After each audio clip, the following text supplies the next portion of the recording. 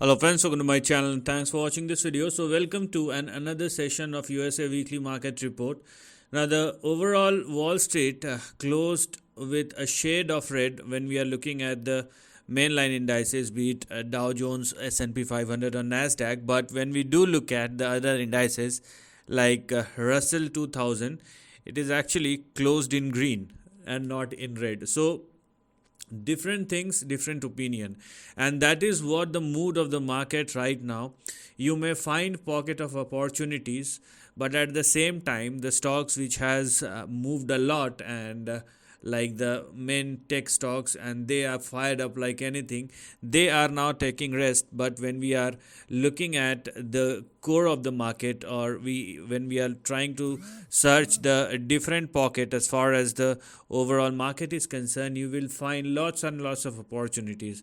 It is about your research, it is about how and how much you are analyzing or researching to find things out from the ocean which is called the stock market. Now let us see what is happening and what may happen going forward as far as the upcoming week is concerned, because I don't feel that there is anything bigger which is coming unless the market uh, shows the way. So people do talk about correction. It may happen someday, but probably this is not the time, because at one end there are some economies which are going into recession. There are lots of things. Okay, there are lots of negative things which are happening, and please understand one thing. uh, Wall Street, or be it the global stock market, always climb the wall of worry. When everything is good across the globe, that's the time when you have to be skeptical, and not now where some economies have entered into recession. Some are doing fine, but there are looming uncertainties which you may see moving forward as far as the upcoming weeks or months. So let us see what is happening and what may happen. So let us start with the near term price chart of Dow Jones. So let's first analyze all the three major indices. So this is the price chart of Dow Jones, and I'm not going to go beyond the range. So for Dow Jones, it has again entered into a range. You may see some sort of correction, but moreover, it looks more like a consolidation which is happening. As I told you, unless it falls like 1,000 200,000% in a single trading session. So for Dow Jones, it may looks like that, or it is rather looking like it that it has entered into a consolidation, where we have our biggest support and stop loss at 38,107, which is your support, and stop loss at 38,044. Similarly, we have here we are 38,944, and we also have 39,304 305 as far as the upper end of the range is concerned. So this is how the current range looks like, and just stick within the range. If there is an expansion, then act upon it accordingly, be it on the upside or on the downside. Let us now check out the price chart of Nasdaq, because this is the high beta indices, and here we are, the price chart of Nasdaq.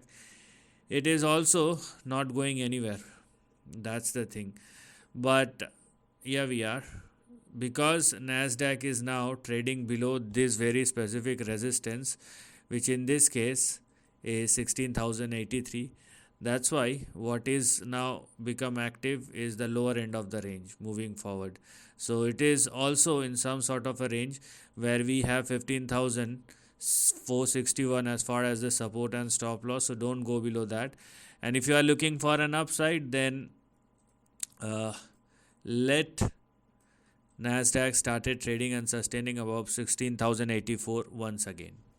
You will have a cumulative impact on S&P 500, and it will also move in a range, because both the indices are showing the same kind of pattern. So for S&P 500, because this is the most balanced one, so you may not find unstable price moves. So for S&P 500, we have a 5151, which is our resistance, and 5056 as far as the stop loss is concerned.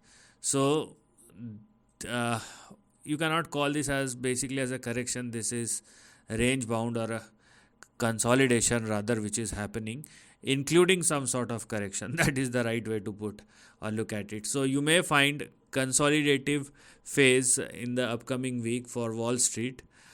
The exception is if there is anything which may push the price beyond the range, either on the upside or on the downside. But it does not apply on everything, because when we are looking at the price chart of Bitcoin, it has moved quite a lot. It actually went up to as high as 73,000. Now it is trading near 68,950. And when we are looking at the long term chart, so here we are, and I have specifically talked about the long term chart or long term price action of Bitcoin. So you please go and check out the analysis for that. So for Bitcoin, a mega breakout has already happened, and although there are some sort of, as you can clearly see, some sort of correction, and we don't know whether it will be a bigger one or not. But right now there was a breakout, but then there are some sort of correction which is currently happening. But let us see, it is actually on the verge of a breakout. A breakout has already happened, so because this is a supply zone. So once the supply is over, and if meanwhile BTC continues to trade and sustain above 69,670, which it is as of now, then there will be a big move. And for more analysis, you can go and check my specific video on Bitcoin. So Bitcoin is not like the equity market, but it does consolidate like the major equity indices. The another gem in this market is the gold futures, and I have specifically talked about the price chart of gold futures, because if you are looking at the long term trend, then you can clearly see the mega breakout that has happened in gold futures after 3.5 years. So don't ignore it.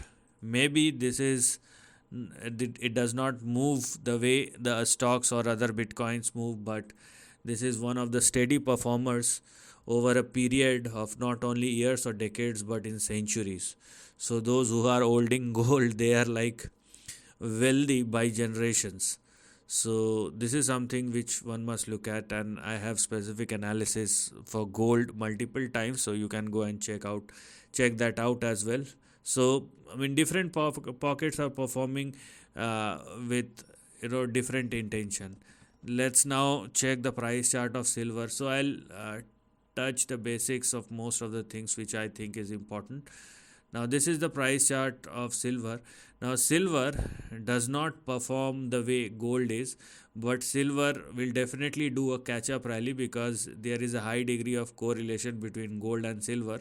So if gold moves higher with this mega breakout, silver follows the same, and you will see once this consolidation is over, you will see the next round of up move which will eventually start once silver started trading and sustaining above 26.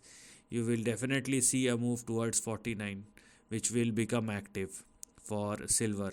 And there is a long haul, because gold has already crossed, it is like its near term high or long term high, or it has crossed the major resistance. But for silver, there is more, I would say there is a lot to look at, as you can clearly see this highlighted section, which is the gap which is yet to be filled. So there is gold will move higher, but I'm talking about the pace with which silver has that gap to fill up, so you will get more opportunity in silver. Anyways, so you can clearly see commodities are working in different fashions, and these are like long term wealth creators. Let us also check the WTI crude oil WTI futures, and now trading at 81. So here we are. Now I have talked about it, and it has been trading in or between a particular range, but sustaining above this level, which is 77 or 78.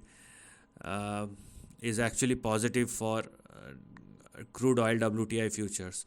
So right now, because it is now after all the leaps and bounces, because it is trading and sustaining above 78 or more, it is actually in an uptrend.